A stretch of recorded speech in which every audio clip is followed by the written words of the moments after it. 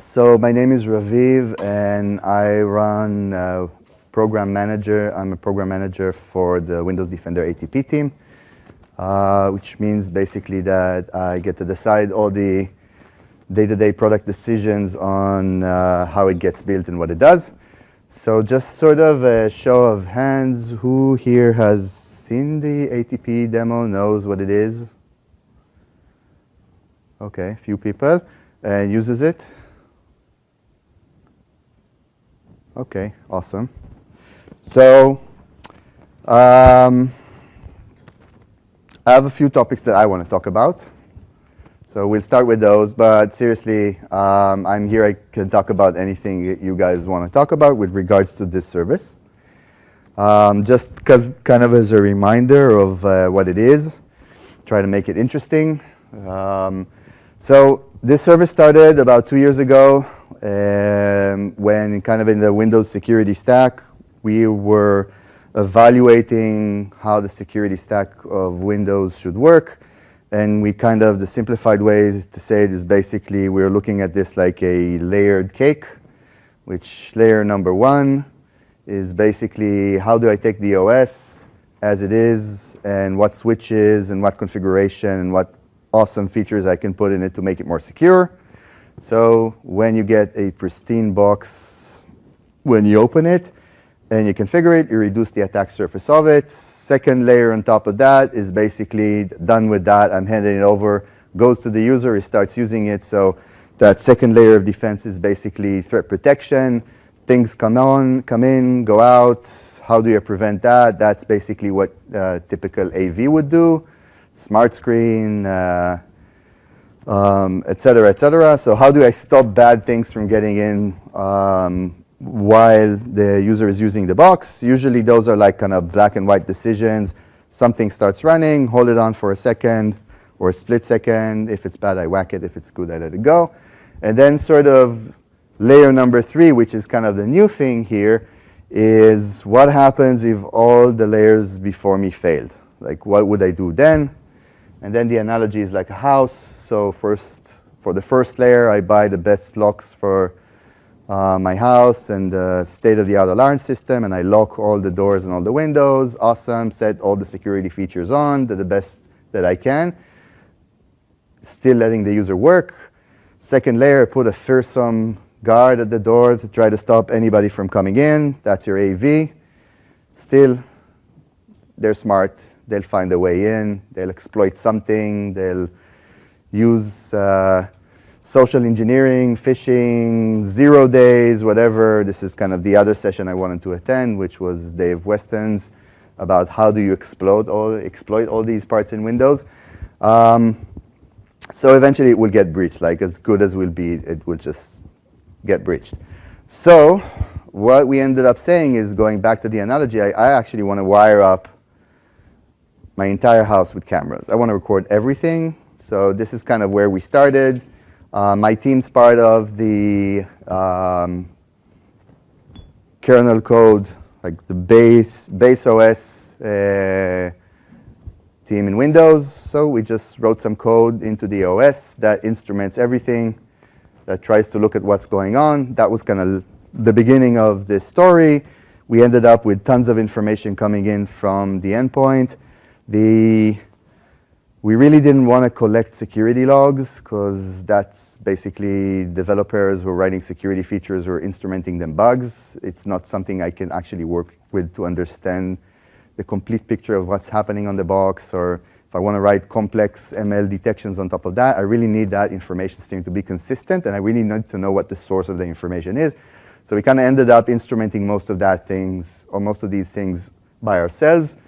And the way we did it is we basically, when we wanted to instrument memory, we went to the memory manager team and we kind of sat with these guys and we said, look, this is what we know attackers are doing. Here are the sort of tactics and techniques that we want to detect.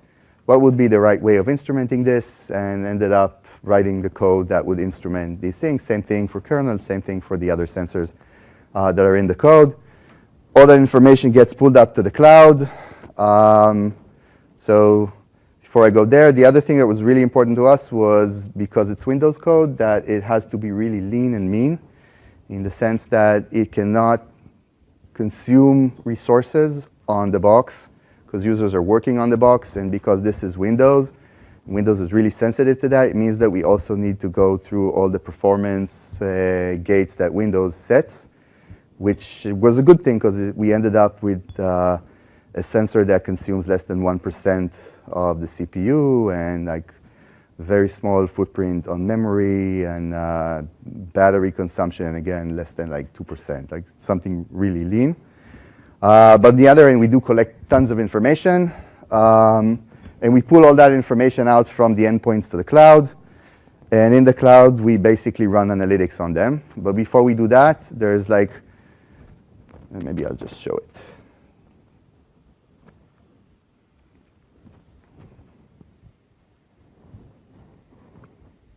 Aha. So the first thing that we do with all that information is basically curate it. So I'm assuming that as good as my detections would be, and they're awesome, I would not see, again, I will not see everything. I will not see everything. There are things that will potentially go by, which I might not see, so I'm just recording everything. So for each machine, I basically record the log. Oh, you don't see anything? Really?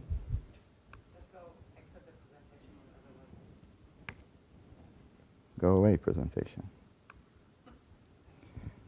OK. So for each machine in the organization, I keep a record of everything the machine's been doing for 6 months back. And since essentially this is a security system, right, a security service, for everything that would happen, I will always keep a record of the entire process tree. Because if something bad is related to that event, I always want to be able to answer the question of where did it come from, right? Because assuming there is a breach, I want to know what the origin of the breach was, because just catching that thing on a specific machine in a specific process and killing it is no guarantee that I'm going to get anything solved.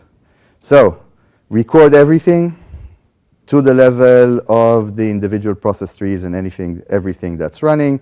Other thing that was really important to us is also to make everything pivotable. So for every file, everything that we have, every IP, every process, all of these entities are being recorded, and for each one we keep track of where we've seen it across the entire organization. And because we are Microsoft, we can also give hints like, is this thing prevalent? Have we seen it elsewhere? In this case, it's a Microsoft signed file, so we should be OK. And it has 12,000 or almost 13,000 occurrences worldwide and 5 times in this org, and give a view of where this has been on which machines and when. So this was kind of the basics. The next layer on top of that was naturally detections. So detecting things, this is kind of, I'll talk about that later a bit. But the important thing is that most of the detections that we run are behavioral.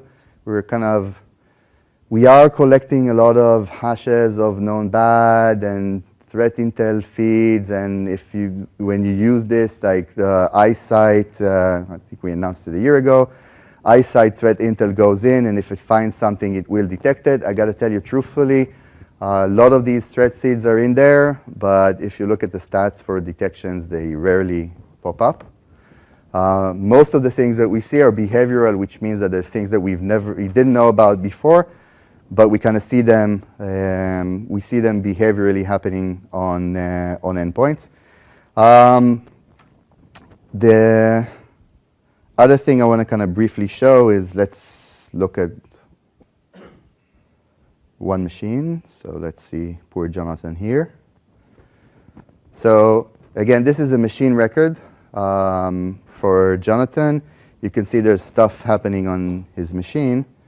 And essentially what you can see here is that, let's go to sort of where it all began. So moving back in time, and let's filter out some of the less interesting events. And what you can kind of see here is we're tracking events as they happen in the log. But the interesting thing is where it started. So the first thing that we observed was abnormal code execution on memory allocation in WinWord.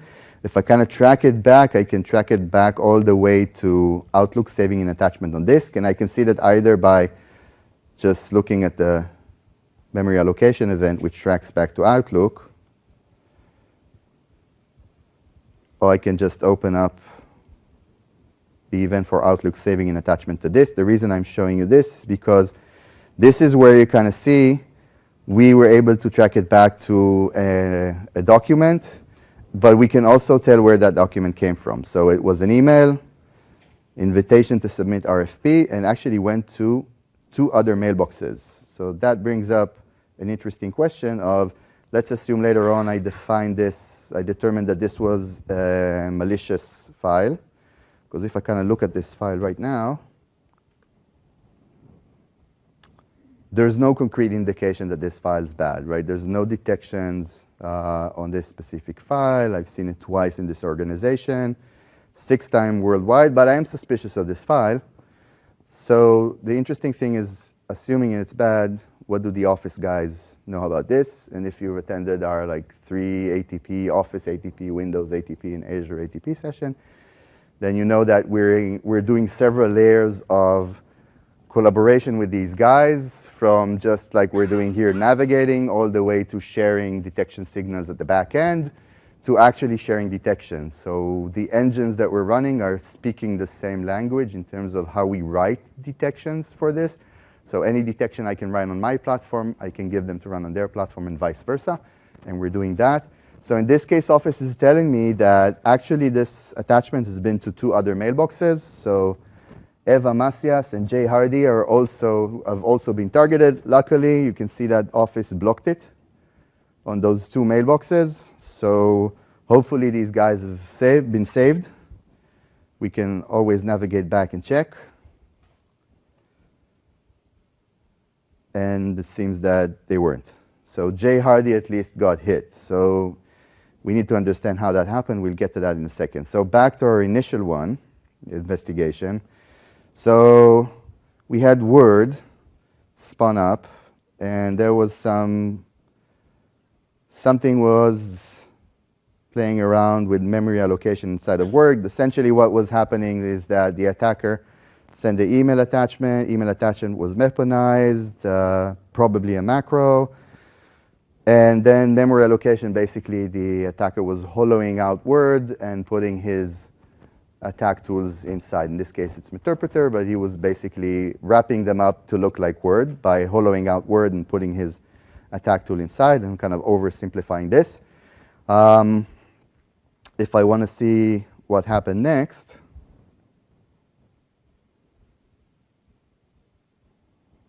so let's jump ahead a bit.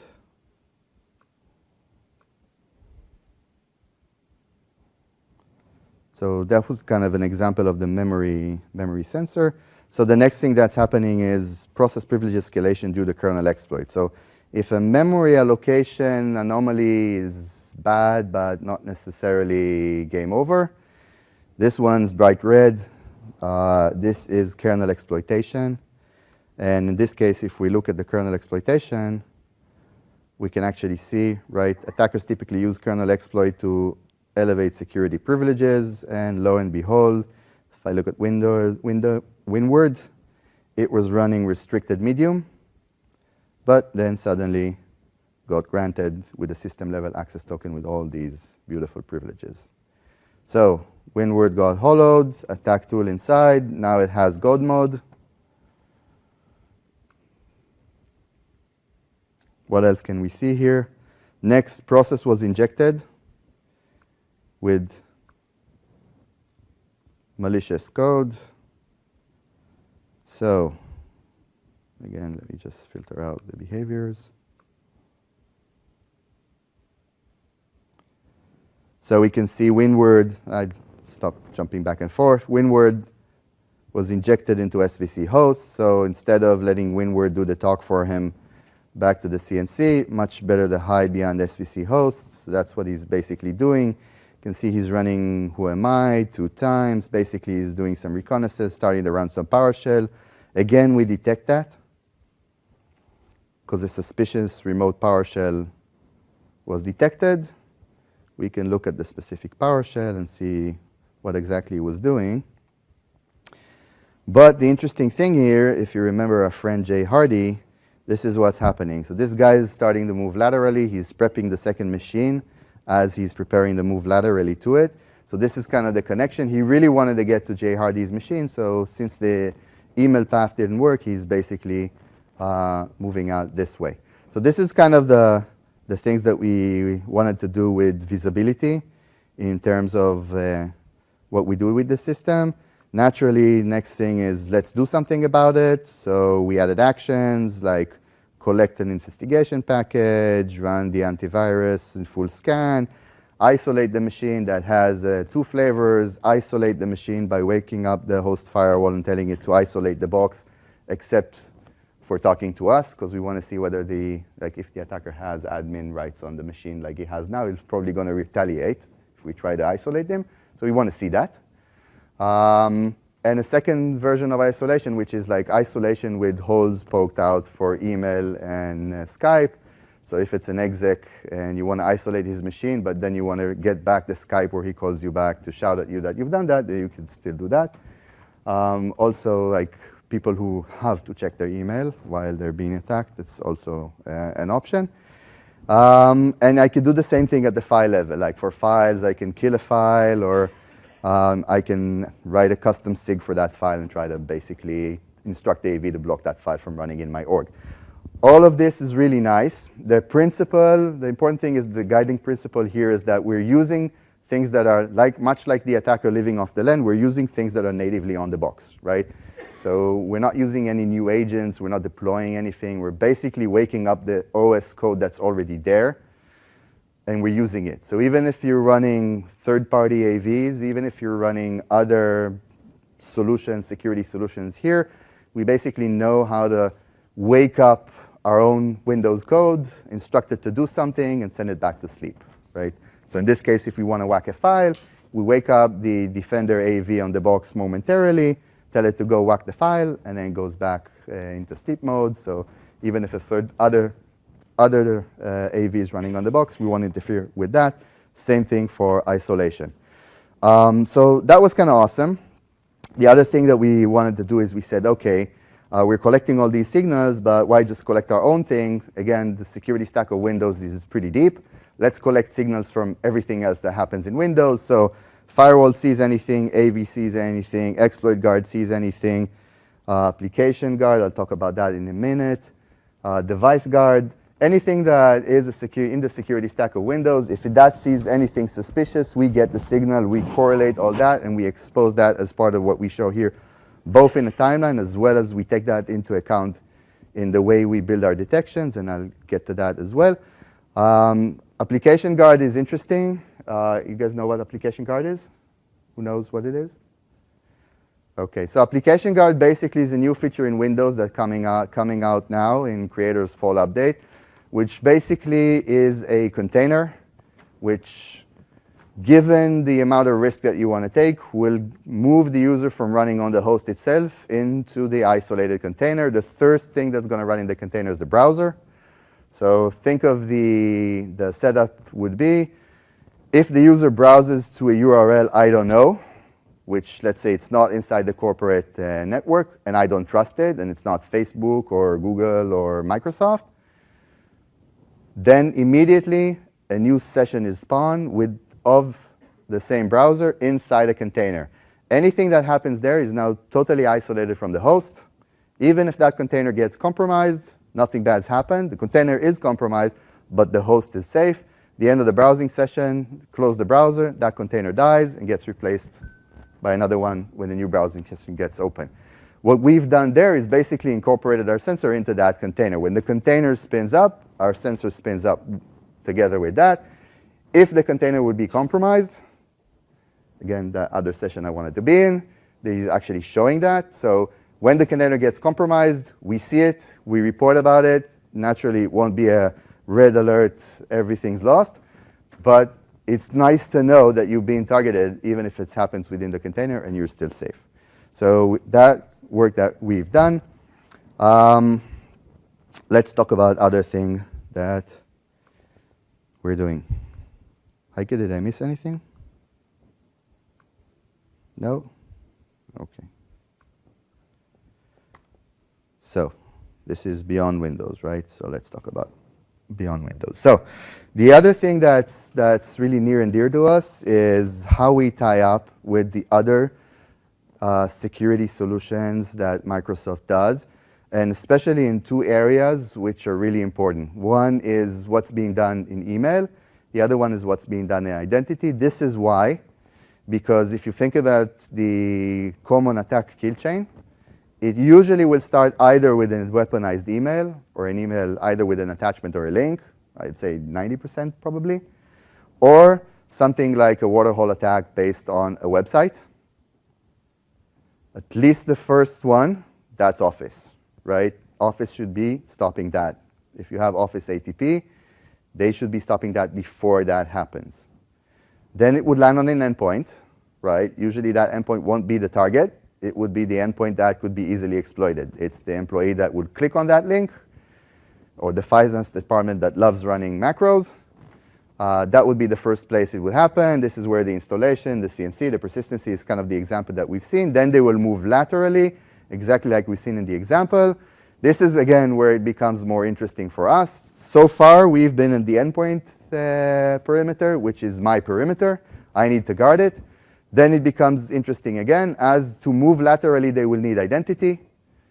Probably they're going for a server somewhere, I'm assuming, or like a high-value asset. For that, they want admin creds. This is where they're going to do all their pass the hash, pass the ticket, golden ticket. Probably Active Directory is a prime target. And this is where the Azure guys are really helping us. So what was called ATA until yesterday, and now in their cloud version is called Azure ATP, is awesome, because those are exactly the signals I need in order to know if an identity is being compromised. And I've got the signals that they need to tell them that I know that the box is being compromised. So that identity is something they should be looking at.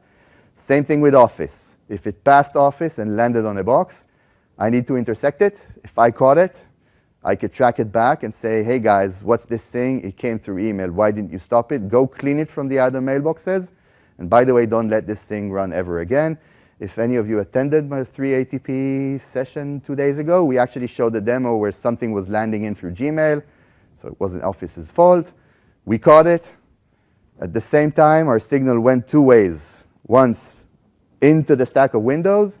The other one was a signal to Office. The email got sent a second time, this time through Office ATP. Office 365 blocked it. And also when he was trying to do the demo, the AV on the box was blocking him constantly because he was running the demo the previous day when he was practicing. And the first time he ran it, AV didn't see it because it was a polymorphic file. But we caught it, told the AV. Second time he was running it, the AV was already blocking it. So this is kind of the power of how these signals go across fast. And this is like the goodness that we want to get, which I think is awesome, and why you see us also kind of integrating the portals and integrating the signals and sharing the detections, because I think this is where we can really make a difference and help. So 4 things.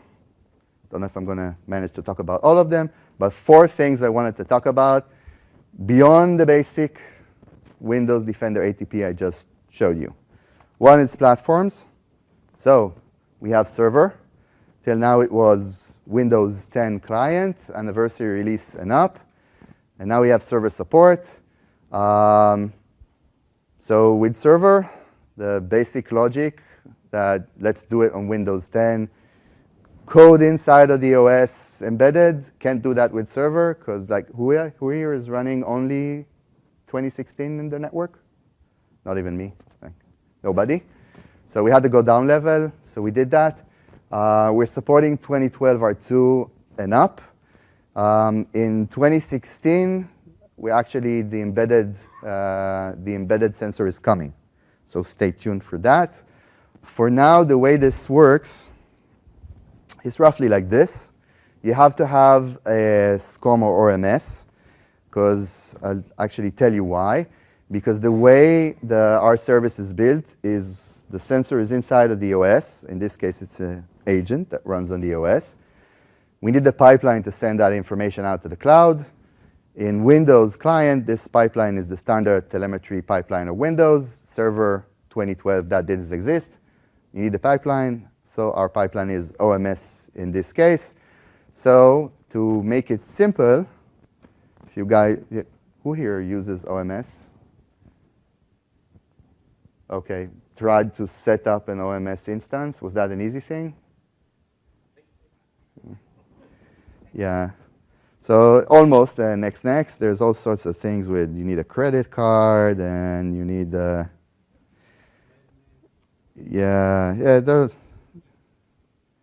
you need a credit card and a namespace, and maybe you have 3 namespaces. And so to save you all that time, we actually, all you need to do that is you go here, click on servers. You get, I see it. It's not enough? Good for you. Yeah.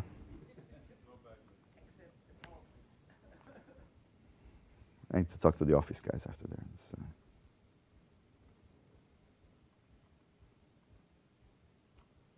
Okay. Again. So I just go to settings, pool servers, gives me 2 strings.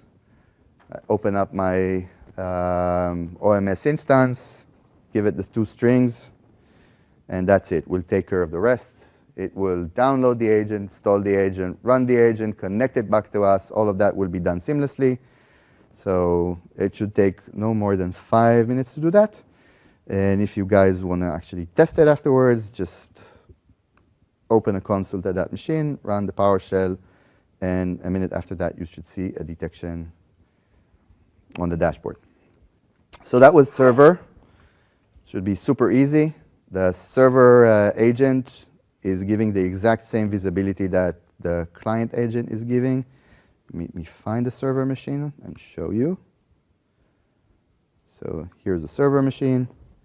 And it is exactly the same with the good, nice fat fingers. Visibility into everything that's happening on that server, right? Including all the rich alerting. If the AV is running on the server, everything will be here, right?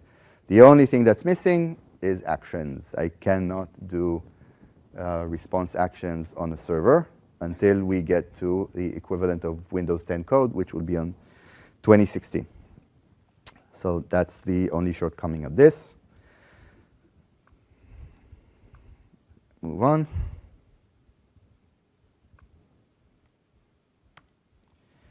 Seriously, if you guys have questions or want to talk about something else, just let me know. Like,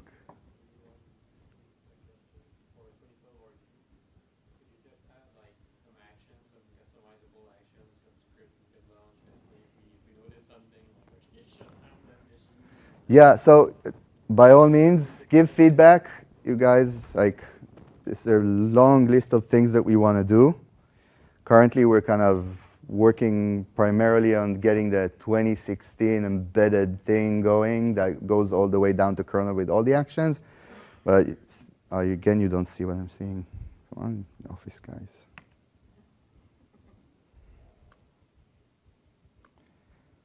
No. Haha.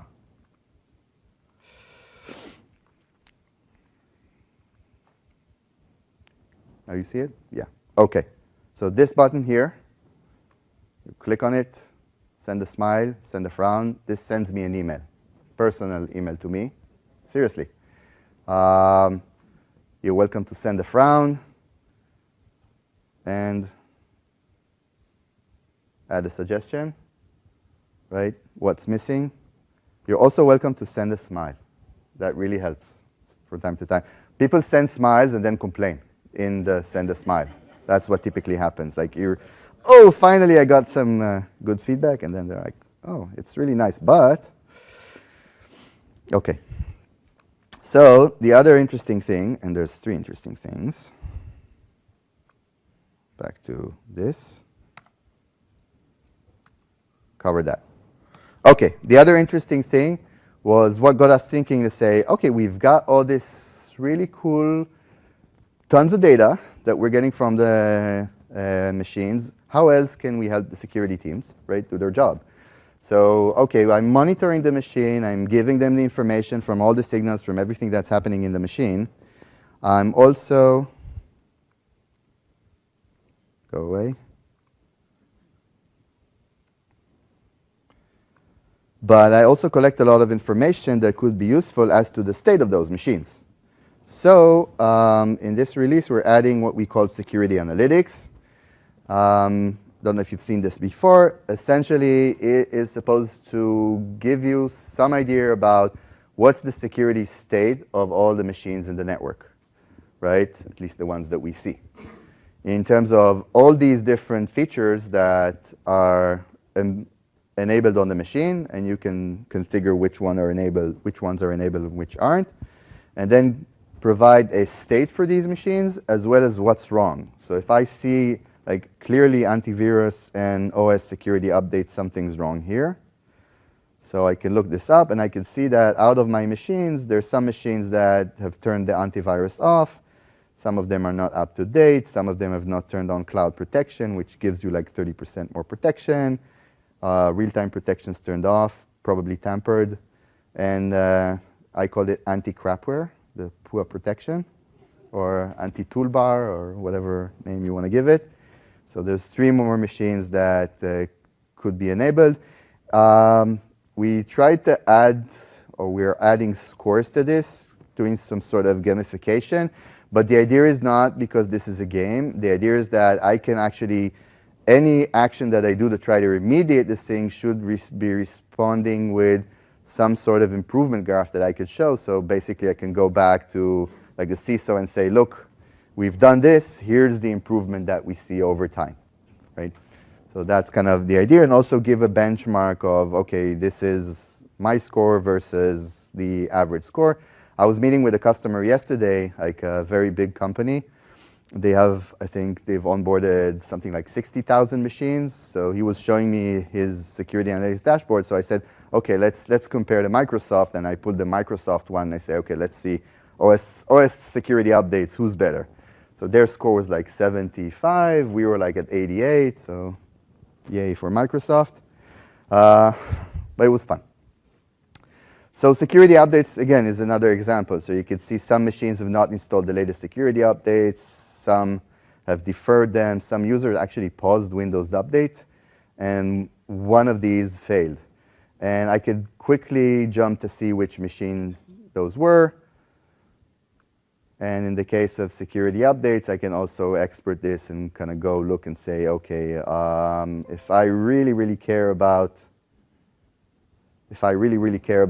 17010, and you should all really, really care about 17010 for obvious reasons, who didn't install it and why? So kind of we give this information. Again, this is kind of our first attempt at doing this. We will keep improving, and if you guys send us more feedback, we will add more and more things into this.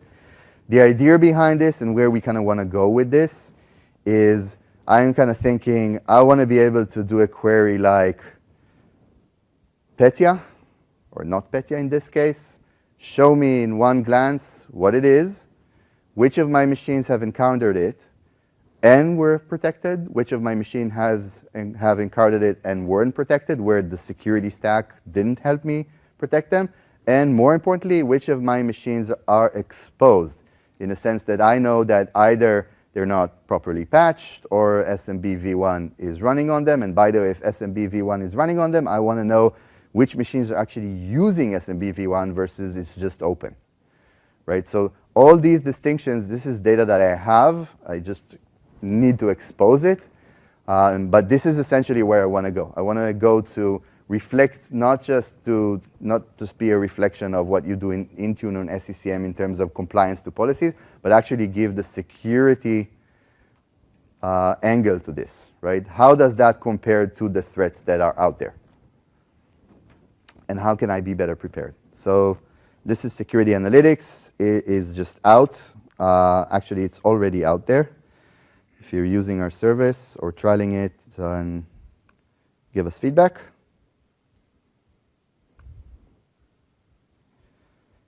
And last thing I'm going to cover, yes, we have a Power BI connector, which is awesome. Basically, all the data that exists in the system, you can basically create a Power BI connector, pull that data model out, write your own custom reports for everything that you want to do. We actually prepared our own report, so you could have something to start with, but write your own stuff. The last thing I want to show, if I could get to it, also talk about detection a bit. I want to show automatic investigation and remediation. This is something that we've announced this week, and I think it's super important because the challenge is that in most cases, even in Microsoft, the number of security people who actually man the SOC, or in a lot of organizations, there's not even a SOC, it's just security people, maybe 1, 2, 10, is really small compared to the amount of things that are happening on the network.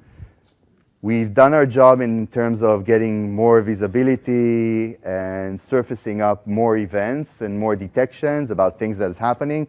Problem, most security people like me, I want to know everything. So if the AV just detected something on a box, even if the AV said, hey, don't worry, I took care of it, it's fine, right? You know, I stopped it, don't worry, I want to know. So we surface an informational level alert saying, hey, just so you know, AV detected something here. And then I don't trust the AV. So I will go in and I'll just go look around. Like an example would be, AV detected something. It's a keylogger, but it detected it in memory. It was already running. AV stopped it. It killed it. But AV cannot vouch for me whether credentials were taken or not. So now I have to go into that machine to go see who the user was, fish around for all other machines that that user had, and go see if anything out of the ordinary is happening on any of these machines, right? That would be the right thing to do. I could do that. It would take me 5 minutes, right? All the information is here. However, there's so many of these alerts, and I can't really do it. So either I don't do it, and I feel bad about not doing it, or I do it, and then I waste my time because I should be actually going after Jay Hardy's machine that's actually being attacked. So what can we do about that? That was the thing that was bothering us. And what we came up with is, again, I need to kill the presentation. Okay. Succeeded. Is this. So we went out, we did the sensible thing, went out and we bought a solution. So we bought a startup called Hexadite. We did that 3 months ago.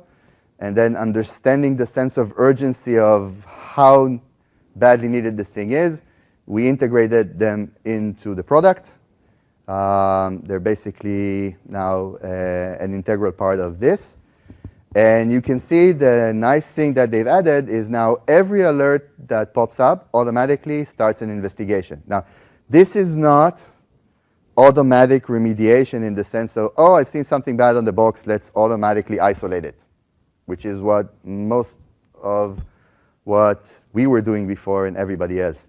This is an actual investigation. So the nice thing about what these guys do is they've built an AI-based set of playbooks, which means that for any entry point that I would give them, like I would say, I've seen a file I don't like on this machine at this hour.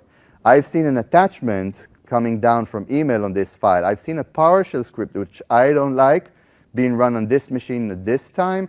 I've seen a user account which I think is suspicious or compromised. Office is telling me I've seen an email account that had a phishing email in it, and I know that the user clicked on it, right? So all of these are signals that I can feed into their playbooks. And for each of these playbooks, they've built a sort of a virtual analyst that will exactly mimic the things that I've done during the investigation on the data that we have. And they will actually run an investigation. So they will pivot around stuff. They'll say, OK, what was happening on that box at that exact time? And they will collect more forensics from that box. They'll basically do IR. And then they'll say, OK, what else was happening? What was running in memory? Anything suspicious? Let's scan all these things. Let's compare them to what we know. Let's run some of them in sandboxes. Right? If we see anything that we don't like, oh, I see that user account accessing. What other machines have that user been on at that time? So basically, they conduct a whole investigation the same way an analyst would do, just automatically, right? So you see here's a bunch of investigations that are running in this org. Let's click the first one. Done. So this is the result of investigation. So handed the automatic investigation code an alert. It was able to correlate it with 4 other things that were happening, 4 other alerts that were raised, so 4 other detections. Started with a communication to a malicious network destination. Then they got the first endpoint. They started analyzing. Let's say they, it's us. We started analyzing these entities, right? So 3,000 entities were analyzed. Most of them were clean. Some of them weren't. You could go and view all the entities that were analyzed. They reached out, right? The code reached out basically through the API. Actually, the same API is open for anybody who uses the system. So third-party system outside the realm of ATP can also access this API. So they used the API. They scanned the 6 months back data on that machine, what we know about it, what our file profile knows about this. We have a file profile that's larger than VirusTotal internally in Microsoft. Asked the sensor, ran everything. Eventually, after going through all of these, added another machine to the investigation. And basically came to the conclusion that there's still a Trojan running here and something heuristic, which they can't really tell what it is, but it's probably bad. And their recommendation is to kill these 2 processes and quarantine it and to change a firewall rule. So again, going back to ATP, I wake the host firewall, set a firewall rule. I wake up the dormant antivirus, or if the antivirus is running, I just call it, ask it to run this thing. The only thing they did before actually whacking it is waited for approval. This thing could run in 2 modes. One is supervised, which means you don't trust it, and you want to actually approve things manually before it does that. Or you trust it, and then it will just do its job, and you can control, you could say, those machines I trust it to run automatically, and these machines I want it to run manually. Here it was manual, so we wasted 36 more seconds waiting for an analyst to approve, and remediated. Whole thing took 4 minutes and 11 seconds. Okay, compared to what would take me personally, something like 10 to 20 minutes to go and resolve, plus a call to the user, plus all other things. And there is a complete log of everything that happened, right? So if this was an incident, I need to report it back. Everything's logged. Everything could be viewed again. So this is automatic investigation. You can see the nice thing about this is I can clearly show very easily how many hours I've saved. Like automation have done this, and it saved 164 hours that a human would have done had this automation not been operational. What's the average time to remediate? Want that number to go down, down, down, down. And what's the pending time? And this is just to help convince you guys to trust the automation and let us run, right? So this is the new thing that's coming up. This is we're going to start previewing this next month. We're looking for adventurous customers who are willing to trial it first.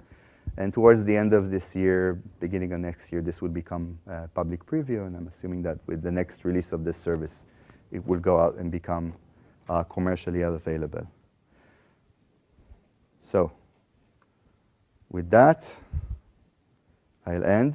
I wanted to talk about detections, but you guys really want to go to Universal, right? So I won't tell you about what we do with detections and how we build databases to understand what's important and what's not. Any questions? Yeah? How do we sign up for the expedite integration?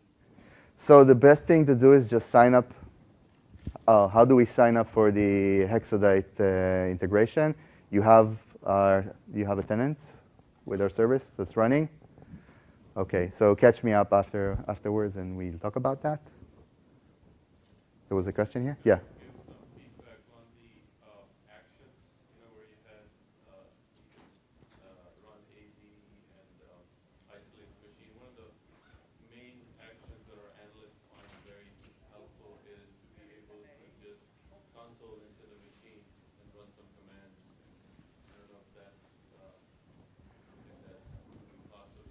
Yeah, it's something we're thinking of. It's definitely on the list of things to do. I think we were focusing on the automation piece first. But yeah, it's definitely coming. It's a good feedback. Other questions? Can we enrich the exabyte playbook, or that's pretty much like? Yeah, actually, the expedite playbook is editable. So you can go in and you can edit the playbook if you want. You can add your own playbooks if you want. I don't know if that's going to be available in day one, but it is part of what the platform does. So we'll do that. Okay, so thank you guys for coming. Enjoy Universal.